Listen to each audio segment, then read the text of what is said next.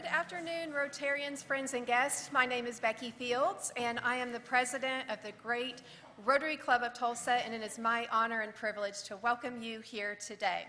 Let's begin our program with an invocation from Stevie Charis, song and pledge from Kite Creek Palm, and visitor introductions from Carl Vincent.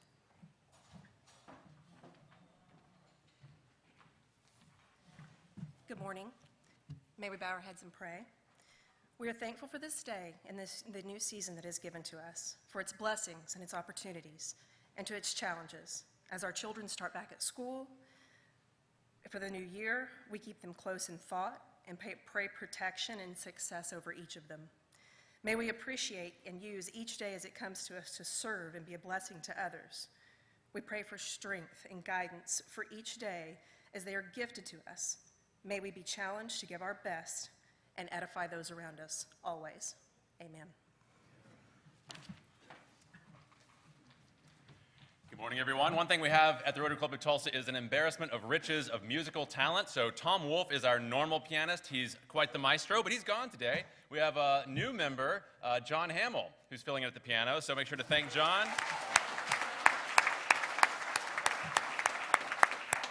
We're going to sing America the Beautiful.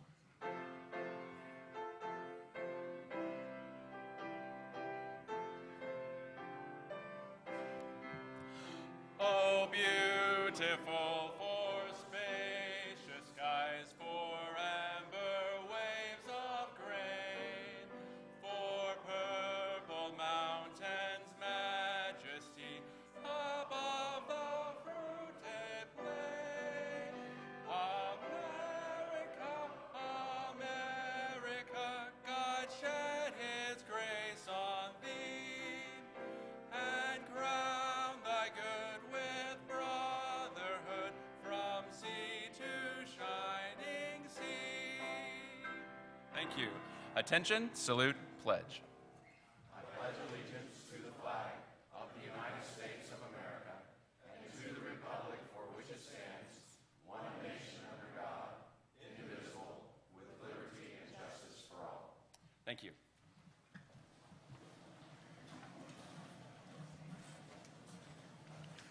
Good afternoon, Rotarians. We are happy to have you here today at the Rotary Club of Tulsa in this unseasonably comfortable August weather, brought to you by Dr. Clancy of TU.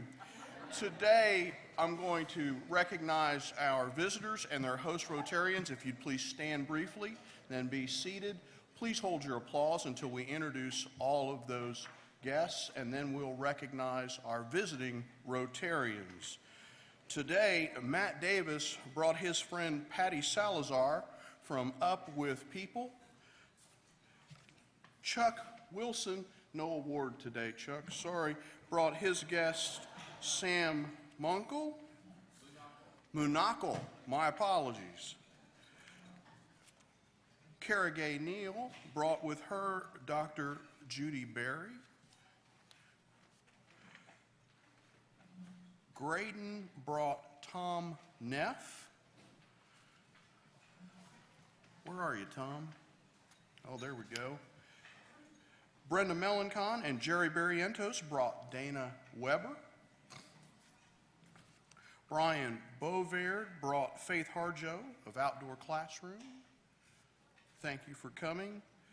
Brian Bovard also brought Christian Jarvis of Outdoor Classroom.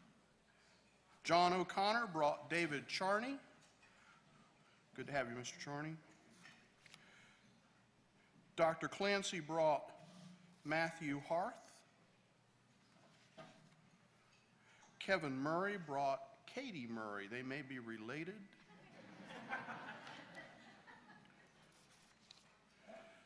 Dr. Clancy also brought Michael Krupka,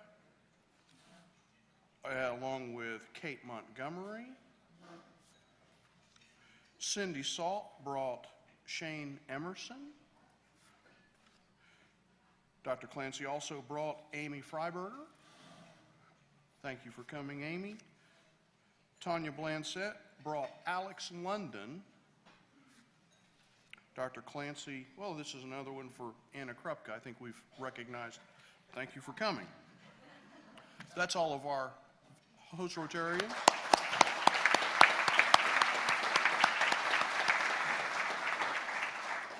We have 3 visiting Rotarians today from Sand Springs, Harlan Pinkerton. Hi, Harlan. We also have Tom Kennedy. Hi, Tom. And Bill Lawson. Hi, Bill. Thank you all for coming today.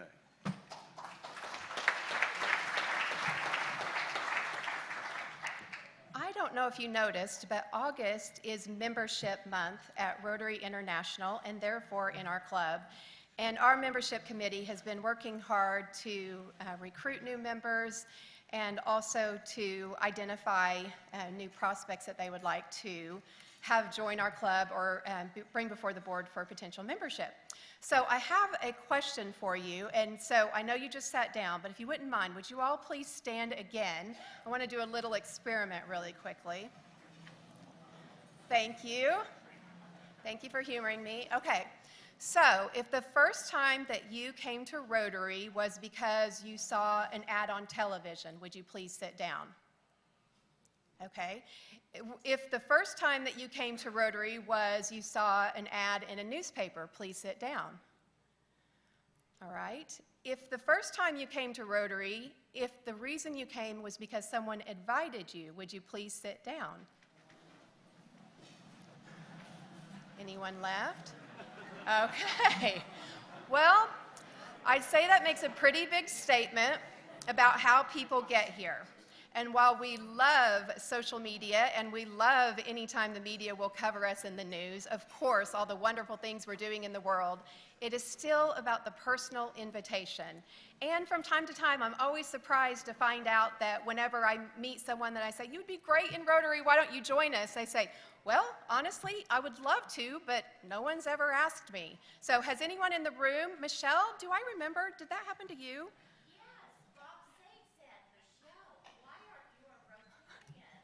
Thank you. Okay, thank you. And we didn't even plan that. Thank you for playing along, Michelle. So it does happen. So please remember to invite your friends. You know who we're looking for. You want other people just like you. And honestly, if you're a new member in the club, I think it's so fun to have someone join you that's already a friend of yours, that's a work pal, that's a colleague or something that you think would enjoy it, and you can lock arms and run this race together. It is a lot of fun to have a friend in Rotary and to be a friend in Rotary. So I just wanted to point out again that is not just up to the membership committee to be asking. We're relying on all of you as well. And of course, once you have introduced someone to Rotary, we're more than happy to have the membership committee go over any questions that it might have if you don't feel qualified to make such a recommendation. But please know we're here to support you in any way. All right, we have some club announcements today. First of all, I would like to thank our meeting sponsor today, Carl Vincent with Corporate Realty Advisors.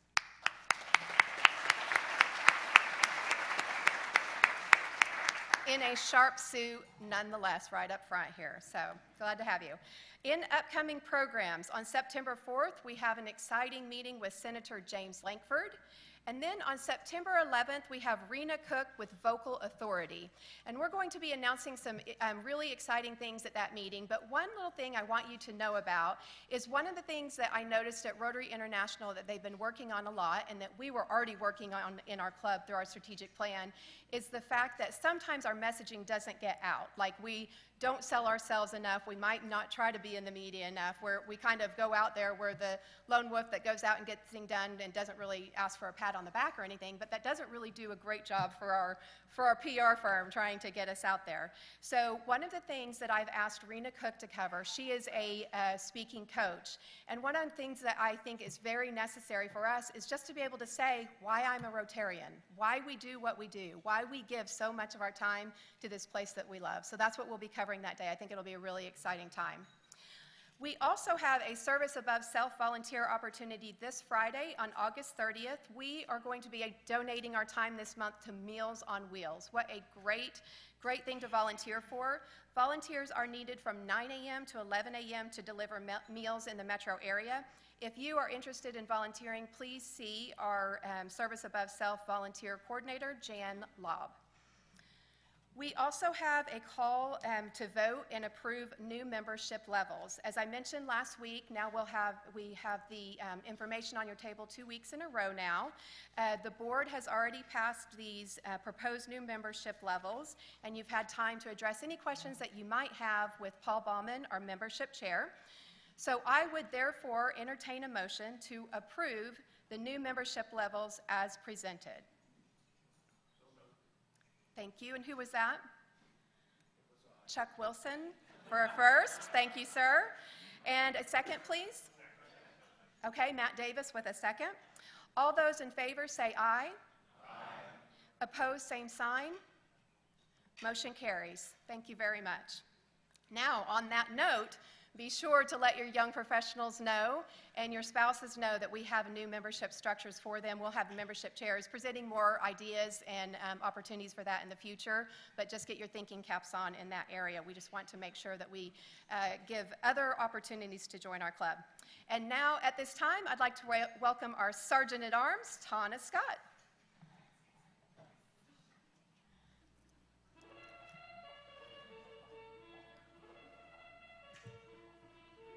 Good afternoon. What was that? Aha. Welcome. Happy Wednesday, everybody. How are we?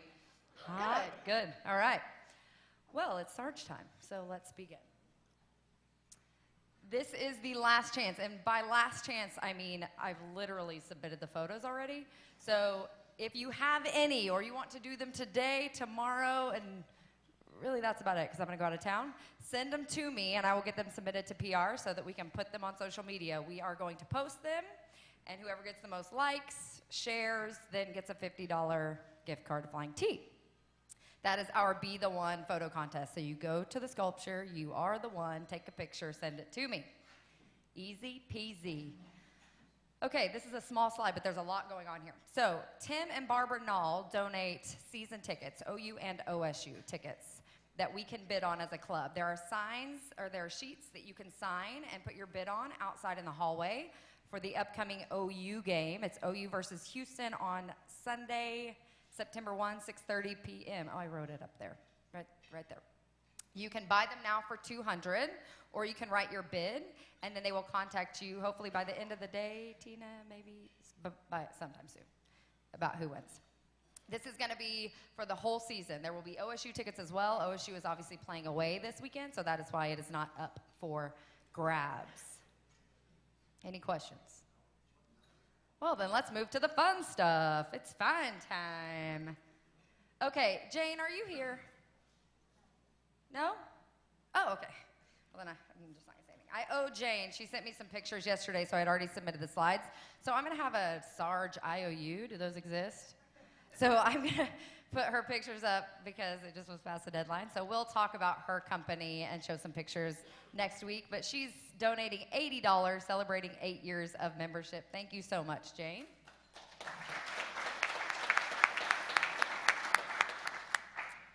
Next, Mr. Brian Crane is donating $100 for his birthday. Brian, are you here? No? What? No. Why no, right?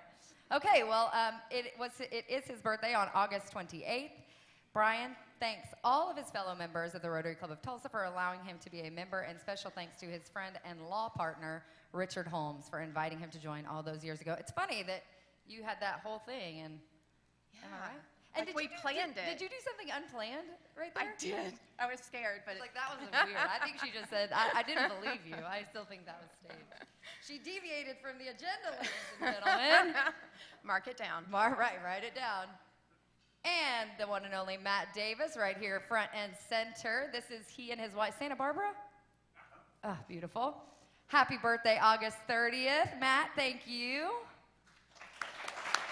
$64. I'm not going to make any assumptions with that number of why you're donating $64. And Karen McCannell. Are you here, Karen? Did I say your last name right? Okay. You guys know how I struggle with pronunciations. So this photo was taken at her high school reunion in Macomb, Illinois. She said she met some wonderful members from the Macomb Centennial Morning Rotary at their town's festival. Pictured in the middle is the new chapter president, Julie Ann Pickett.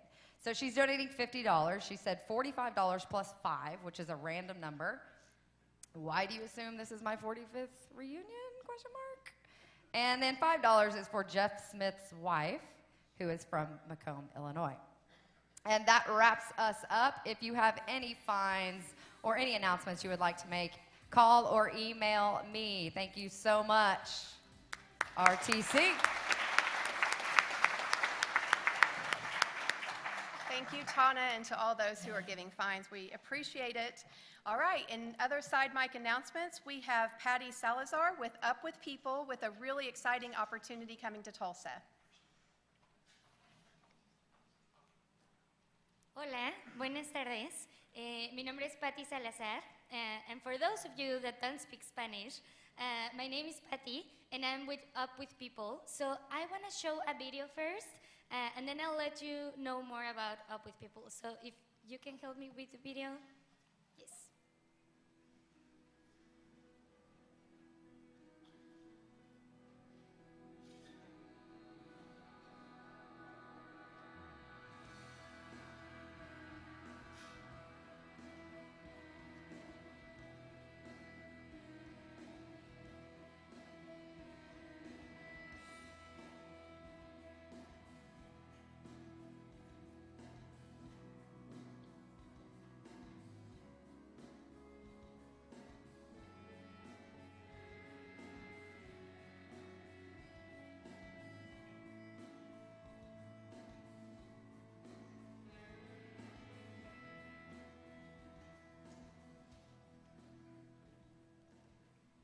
Good. So as you saw in the video, we're coming to Tulsa next week. So we're going to be here from September the 2nd to the 9th. And for those of you that haven't heard about Up With People is a nonprofit organization that travels around the world. We stay with host families, we do volunteer work, and then we perform a show. So you might have heard the Up With People song, maybe. It's been around for like 50 years now. So some of you might know it. So we're coming to town, and we're really struggling to find host families for 100 young people. So 30 of them are still homeless right now. And I would love for all of you to think about just opening your houses for an international participant. We're all between 17 and 29. So it might be fun to just have a young person in your house for a week. You can share Southern culture with them. We all love peach cobbler, which is really good. So it's a good opportunity for you and for us to get to know your culture. So if you have any questions, we left this flyer on your tables, and I'm gonna be here. So if you have any question, please come and talk to me, or you have a number here as well. And if you cannot host, maybe you know someone that can do it. And if you cannot do any of those things, come to the show. It's a really fun one. And I'd love to see you all there. Thank you so much.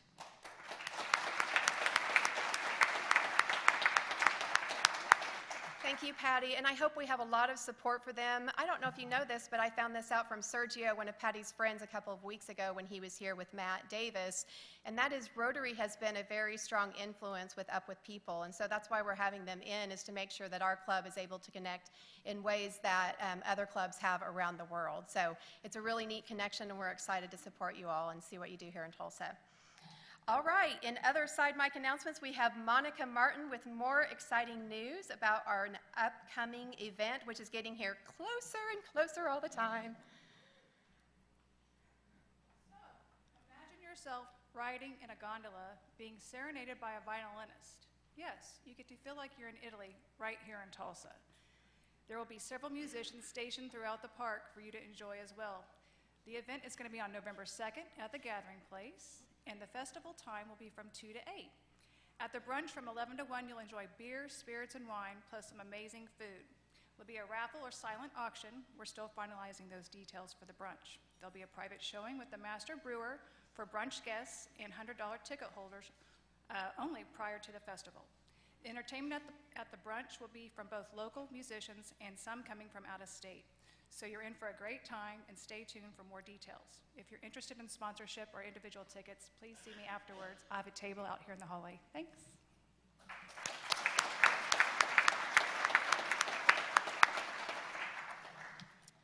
Our Rotarian of the day is Jake Dollarhide. Jake is CEO of Longbow Asset Management Company, board member of the Tulsa Ballet, Rotaract Foundation, and the YMCA of Greater Tulsa. He is a multiple Paul Harris Fellow and has been a member of our club for 19 years. Most important, he is a father of 2 incredible sons. Please help me welcome Jake Dollarhide.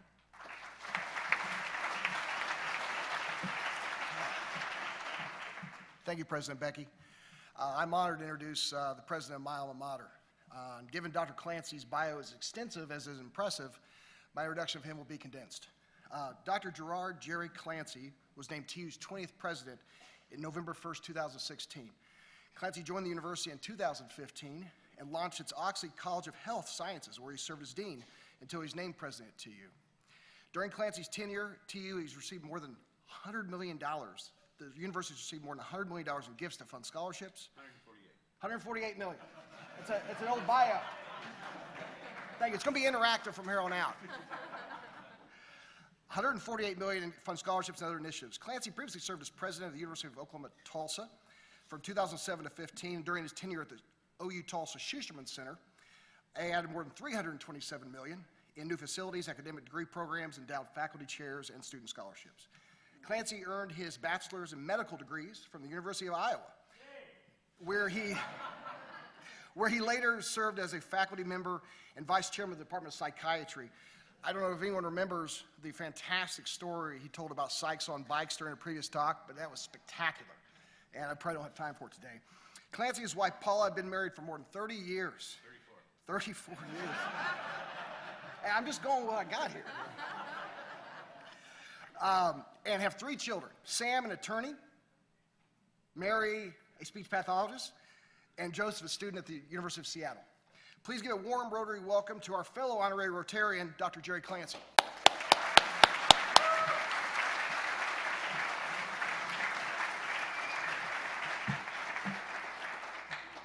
Well, thank you, Jake, and it is always a pleasure to be here. Always, always, always. I remember the first time I got to speak here was when we were starting Bedlam Clinic, and you put together a challenge with the other Rotary clubs during your 100th anniversary to help fund the start of Bedlam Clinic. It was a $100,000 challenge. You met it. That started that clinic. That clinic has been going now 13 years. It provides evening care for the uninsured. It started in 2003. And the total cost of running that clinic over those 16 years has been about $6 million. But if that care would have been delivered in a emergency room setting, it would have cost $86 million. So the return on investment is extraordinary, what you've been able to do. Thank you, thank you. It is such a pleasure to come and talk to you every time we've got something big going on. And I've got to come and talk here about the Sykes on Bikes. I've got to talk about the 14-year difference in life expectancy, which we've actually put a big, huge dent in. We've improved the life expectancy difference in North Tulsa by 3 years. And now we're working on the 27-year difference in life expectancy for those with chronic severe mental illness in Tulsa. So one of my favorite things to do is to take on tough projects with really daunting numbers and improving them. And we're going to talk about that today with the University of Tulsa as well. This talk is going to be in 3 parts. I'm going to talk a lot about demographics and why universities need to change across America and how TU is actually ahead of the curve on this. Second of all, we're going to talk about how TU is changing, and it is changing significantly and for the future. It is very future looking. And then I'm going to focus in on a special project, which is our intention to really add a new business sector to the city of Tulsa, and that being cybersecurity, because the need is so great. So here's your first daunting slide. This measures between 2010 and 2030 high school graduates going to college. And you see a huge drop off starting in 2025. What happens in 2025 is that the baby boomer, the recession that happened in 2007 changed our birth rate dramatically. You take 2007 and add 18 years, and you have the start of a dramatic drop in high school graduates going to college. In 2029, you have the start of a dramatic drop in college graduates working in our cities. So focusing in on our talent right now is vital for the city of Tulsa, absolutely vital. This is about Tulsa's future and survival in a city versus city battle for young talent as far as driving the city forward. And I make no bones about it. This is going to be a battle for talent, and we're up for the battle. There's also other daunting statistics out there as far as universities. There's a dramatic decline in international students coming to the U.S. to go to college. There's a huge increase in first-generation students. These students have never had anybody else in their family go to college. There's a dramatic increase in the diversity of students on campus. We've seen a dramatic decline in the ability of families to pay for college. We've seen an increase in regulation from the federal government, particularly over the for-profit schools and how they manage student loans from the federal government. We've seen a 20% of college education now is offered online, and we've seen a huge increase in competition in the education space as well. So LinkedIn itself offers 13,000 different courses. So it's important for universities to stay ahead of this. Things are changing. Clayton Christensen is a Harvard Business School professor. He is known for disruptive innovations. He made a prediction in 2017 and then again in 2018, and then it was followed by Moody's that under these pressures, it is not unmentionable that it is possible that half of the universities in America will close under this pressure. That is, we would go from 4,000 universities to 2,000 universities. That is significant. And we're already seeing some of those pressures already. In Oklahoma this year, we had fewer high school graduates. And of that fewer high school graduates, the percentage applying to college went down as well. If you look between 2013 and where we are today, there have been 200 colleges that have closed across America with these pressures already. It's already happening. So this is serious, serious business that we're in. The jobs that we are graduating our students into is changing dramatically as well. This is a complicated slide, but if you look over at this one, I'll see if I can make it work. So the vertical axis here measures risk of automation for certain job sectors. The farther to the left, the more you are protected from automation, and the farther to the right, the more you are at risk of losing your job from automation.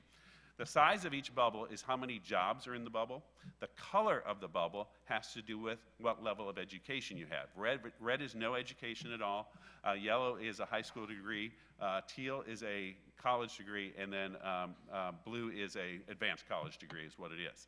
So you see there's a huge sector of jobs over here that are at risk for being lost as far as automation. Those jobs in general are routine and non-cognitive. They're jobs that are just repetitive, you don't need to think about it very much. Over here, these are the jobs that are non-routine and very cognitive in the work that you need to do. This is where we have to push our high school and our high schoolers and our college programming to cognitive, non-routine type of work. In California, the #1 job is truck driver.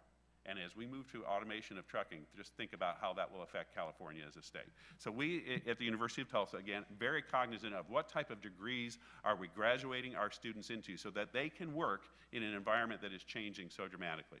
This slide looks at which cities are most vulnerable to losing jobs by way of automation. The darker your dot is toward red, the more likely you will lose jobs to automation over the next decade or so.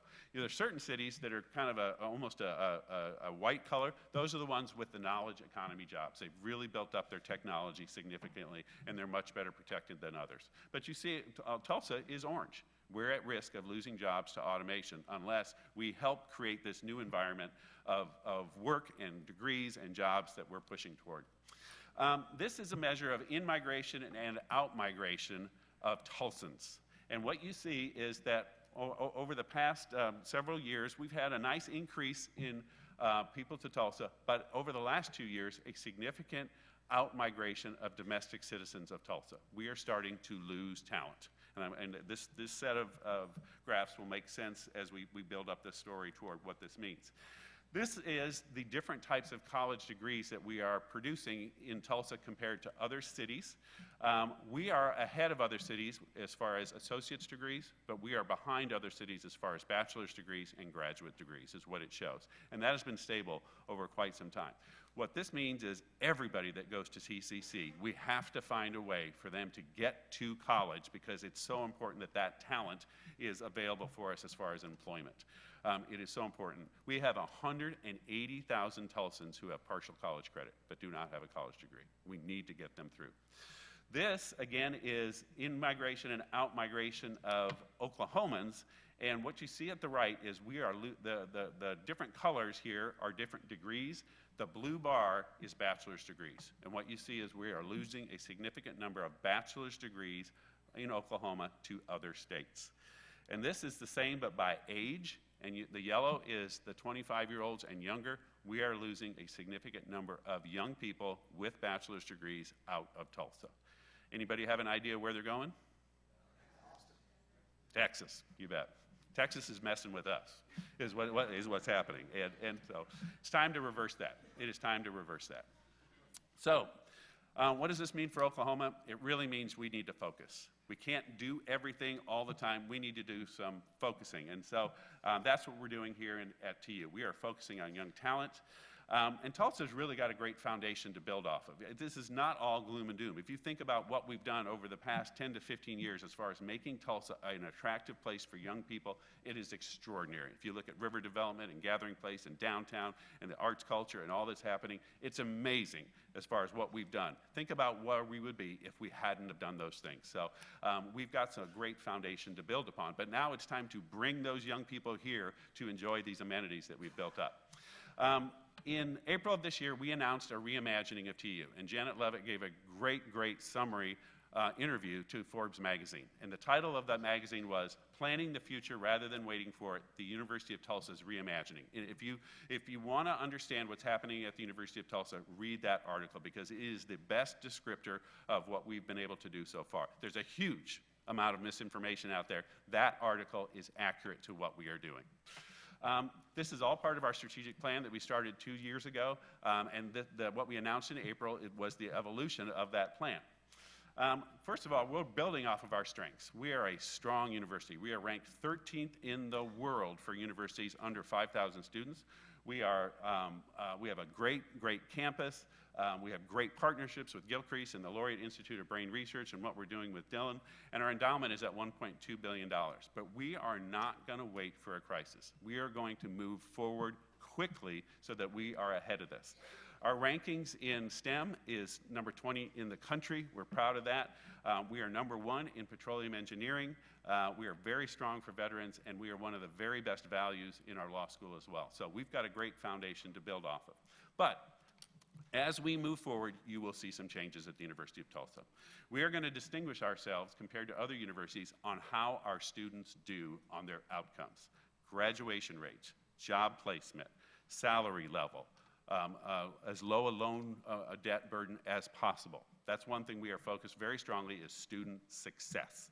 The second is all of our students will have a strong foundation in the arts and humanities. All of the students will start with a core curriculum in critical thinking, critical understanding, critical communications. The misinformation out there that we are getting rid of the arts and humanities is not true. The students are starting in all those areas so they can be nice and strong in those areas. Our athletics programs will continue forward. Most people don't know this. We are second only to the University of Houston in number of championships in the American Athletic Conference in its first 5 years. So we're strong in athletics. The new ESPN media contract that we have is extraordinary for us. If you think of our budget and what we're going to get compared to what we've had before, it's really quite helpful. So athletics will continue to be strong. We are going to grow for the future. There is high demand in the health sciences. There is high demand in technologies, digital sciences, biologic sciences, graphic arts. But we are going to phase out some programs. It will be slow over 5 years. No student in an existing program will be harmed by it. We will teach them fully out. But for example, we had 16 majors in the arts and humanities that had a total of 135 graduates over 5 years. That's 1.6 graduates per program per year. As a university, we can't do that. We have to focus on where the student demand is and what they are asking us to serve them with. One of the great opportunities out there then is tech. Tulsa needs more students. TU would like to have more students, so let's focus on tech. And one of the areas that is most important is cybersecurity. There is a need across this country for 350,000 people to fill cybersecurity jobs, and that will only increase. That's one of our toeholds as far as the future and technology in Tulsa, and we're going to take advantage of it. Our cyber defense program and our cyber bachelor's and master's and PhD programs have been going for 20 years. We were into cyber before anybody else was. We have sent the greatest number of cyber specialists to Washington, D.C. by two to threefold of any other university in America. We have over 400 of our graduates already working in very high up places in the Washington, D.C. area in cyber defense. They're extraordinary at what they do. We are one of only a few universities that has Center of Excellence designation by the National Security Agency in cybersecurity. We are experts in education, research, and operations, and they really enjoy working with us. Some of the daily work they do is just like NCIS. I mean, it is extraordinary. I was watching just a little snippet of NCIS last night. It was digital data, and all this stuff was going back and forth, and I was totally confused. And, but the work that they do is amazing. They are working right now on on elections and voter fraud and manipulation of voting machines across the world. They are working on that. They are working across the world on the drug cartels. They are finding kidnappers and boxing them in electronically so the agents can go and raid their places where they're doing kidnapping. It is extraordinary what they do. They're fairly quiet about it, but I said, can I talk to the Rotary about this? And they said yes. So but it's beyond our cybersecurity program. I like to think of it as cyber with a small c. It is also our computer science program, our data analytics program, our psychology program, our engineers, our accountants. There's so much more that's going on at TU as far as cyber information technologies beyond just national defense. They're working in healthcare, they're working in retail, they're working in energy grid management. We're trying to break into the insurance industry. Cyber insurance is very, very complicated, and we have experts who can help the cyber insurance industry in this area. Some of the areas that we have stood up beyond our Cyber Corps, which is our national defense program, we have a center for the Internet of Things. If you think about Siri and Alexa, every time you talk to Siri or Alexa, you are tapping into the Internet, and who's watching you, and are you vulnerable? We have a strong program in vehicle cyber protection. If you think about heavy vehicles, if you think about transporting toxic materials across this country, that's a vulnerability for our country. If you think about our energy infrastructure, that's a vulnerability. Every time I talk to some of our alums who are oil and gas folks, they just roll their eyes how worried they are about their energy grid that they're working with. We have a security economics lab, and we are working very closely with Senator Inhofe on supply chain. We think about all the different organizations that build for the Department of Defense and the vulnerabilities that could be there as far as what gets put into a tank, what gets put into an airplane as far as a cybersecurity vulnerability, and we're working on that. One of the greatest advantages we have is the Opportunity Zone. And if you haven't heard of the Opportunity Zone, it was written into the 2017 tax bill.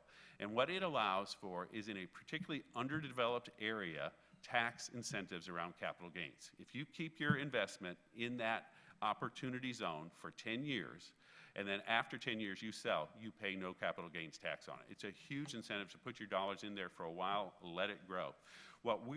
TU is in a Opportunity Zone. From TU all the way to downtown, from 11th Street to 3rd Street, that's an Opportunity Zone. We're going to take advantage of that. Try to take our cyber talent right there and start building up startups, recruiting new companies, and we've got some initial progress in that area already. Also in this program will be our ability we've got new scholarship funding and new stipend funding for 40 master's and PhD students in cyber-related work beyond national defense work. It's very, very exciting. That funding is already secured.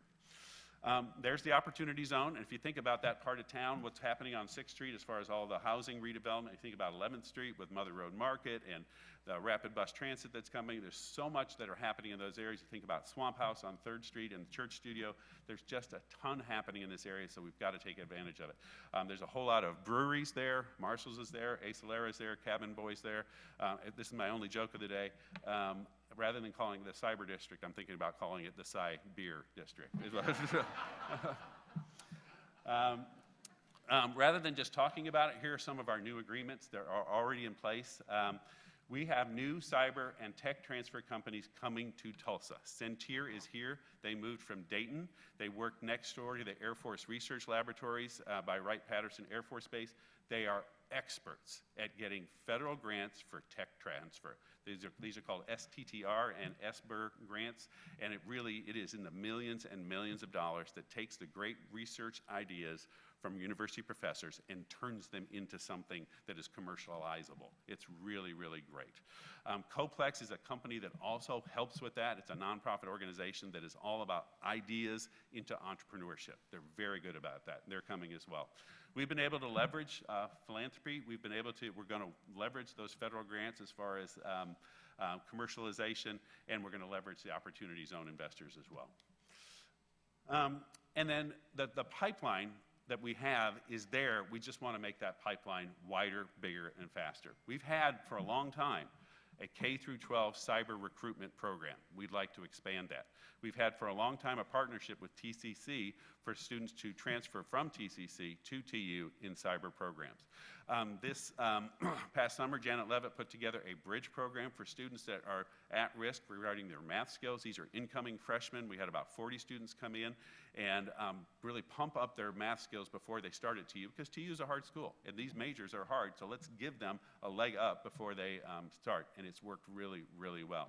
Mike Case has put forward $4 million for kids in the Tulsa area to be able to get to TU. These really were difference-maker scholarships that they wanted to come to TU, but it was hard for them to get there, but that extra $10,000 or $15,000 from Mike Case made the difference, and now they're at TU. Did the same thing with H.A. Chapman Foundation. They put up $2 million for something very similar, and then Andy McKay put up $2 million for students specifically in the tech-related areas. So we've been able to really put some real investment into it. This is happening. It's exciting. You'll see a lot more rollout of additional companies that we're recruiting to Tulsa for this to get it going, and it's an incredibly exciting time. As you can see, TU is thinking about the future. We are planning for the future, and now we're actually executing for the future. It's a very, very exciting time. And I think that's my last slide. And yes.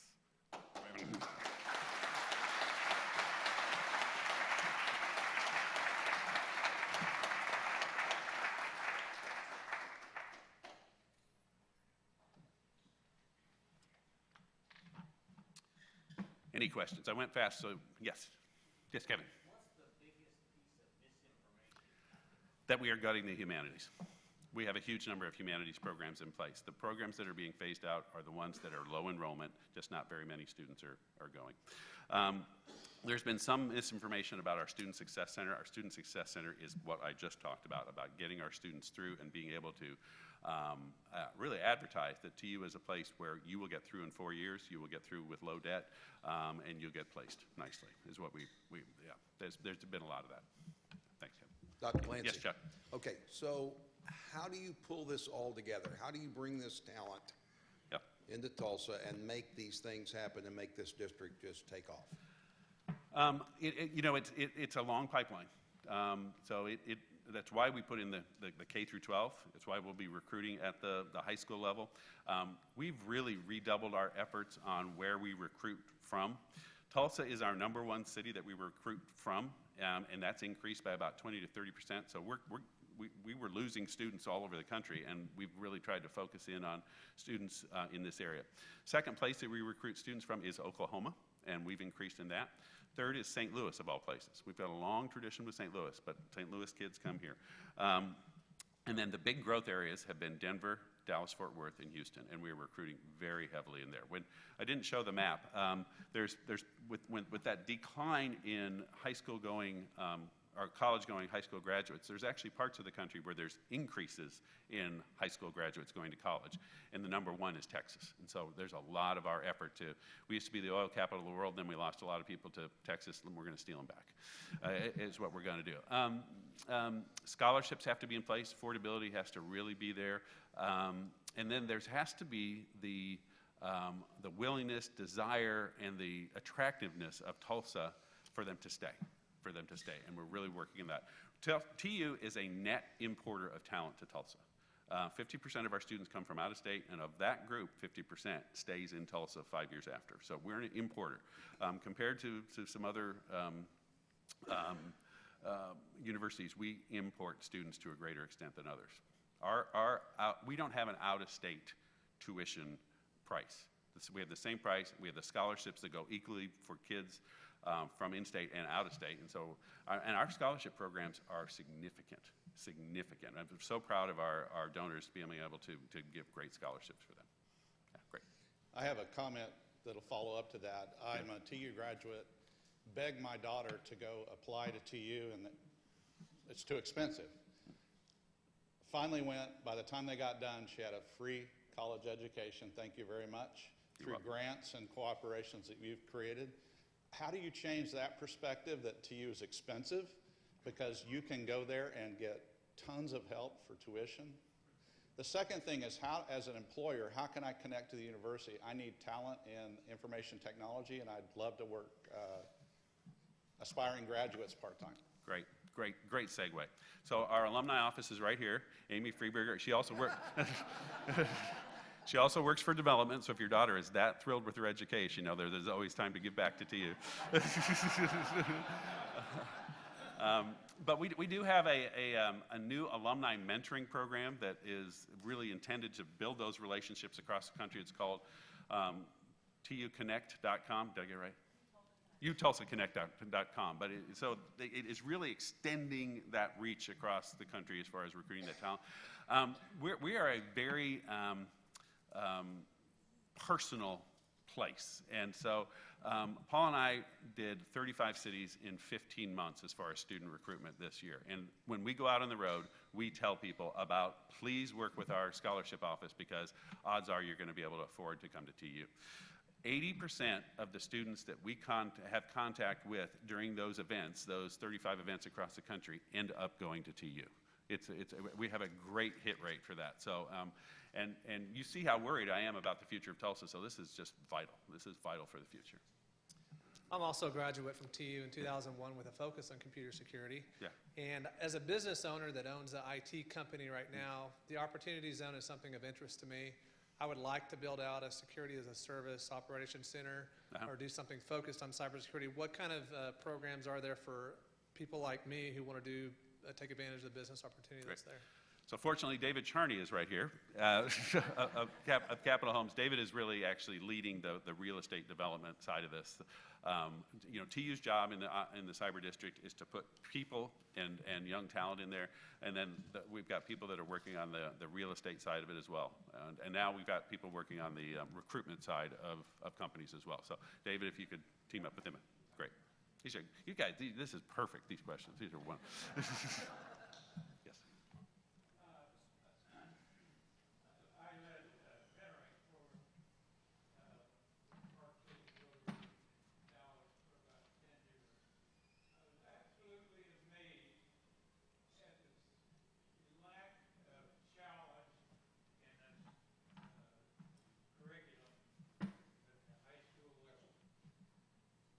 Not only did they have the option to choose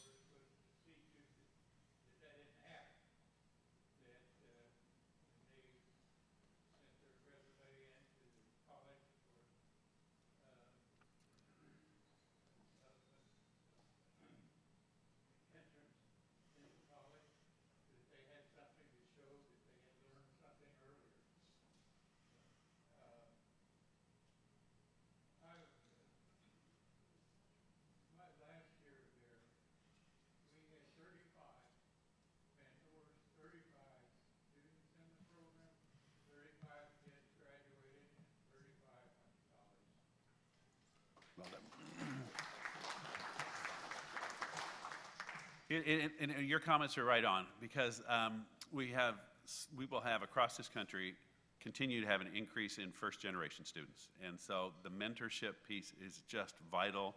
The bridge programs, the boot camps across the summer are just vital. One of my favorite programs is at University of Southern California, where they have a partnership called the Neighborhood Academic Initiative, and they've been able to get scholarship support that any student that works with USC from 8th grade through 12th grade that meets their academic standards to get in gets to go as well. But it starts, the strength of that program is the relationship of the university with those students even before they get to college. It's really important. Yes, sir. We are lucky to live in a state that is the fourth largest reserves in hydrocarbons and also the fourth largest producer of oil and gas. Yeah. And much more now with the discovery of the shale gas. The juniors, at least in 4 high schools that I volunteer, they know very little about this and shale gas and things like that. So my emphasis trying to tell them that there is out there a lot of opportunities to, have a good future.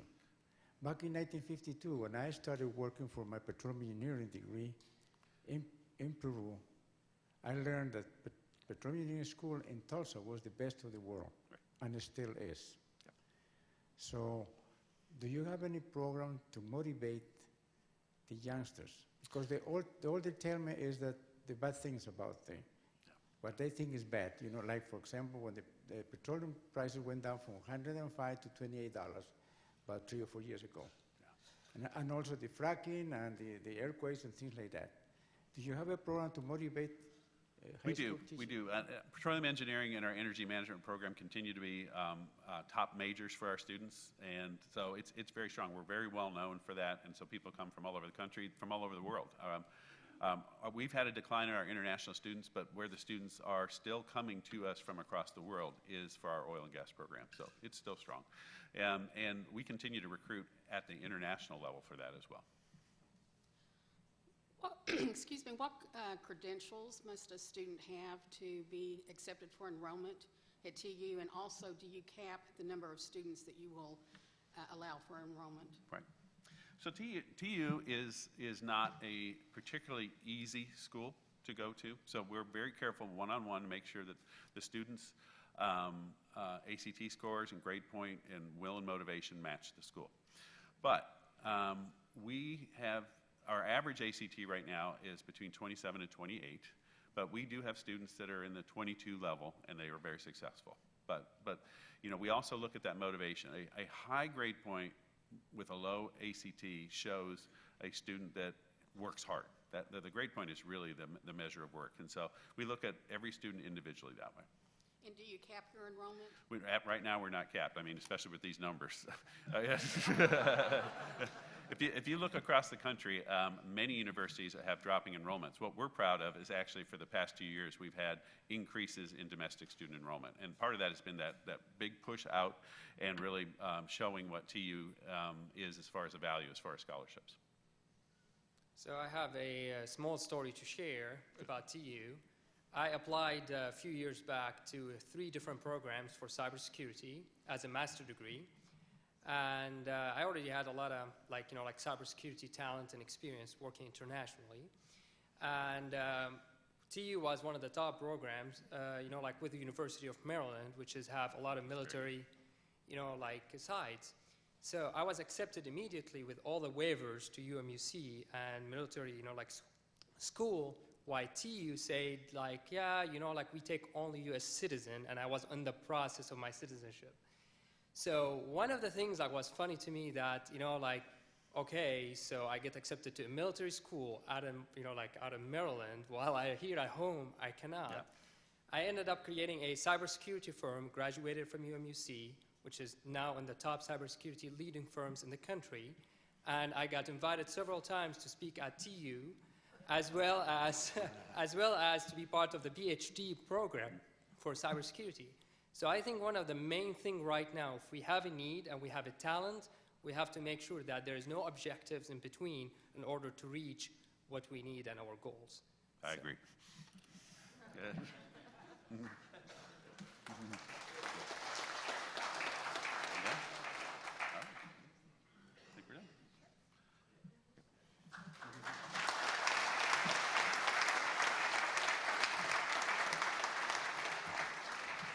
Well, as always, Dr. Clancy just keeps us on the edge of our seat, and we are just so proud to have TU in our town. And as Rotarians and as employers and business owners, we just want to do anything we can to support you. And so thank you so much for spending your time with us today. Our book that we give to our partner school, Celia Clinton Elementary, is this week, If You Give a Mouse an iPhone, and that will be made in honor of Dr. Clancy. And that is all for today. You are Rotarians. You are agents of change. Now go change the world.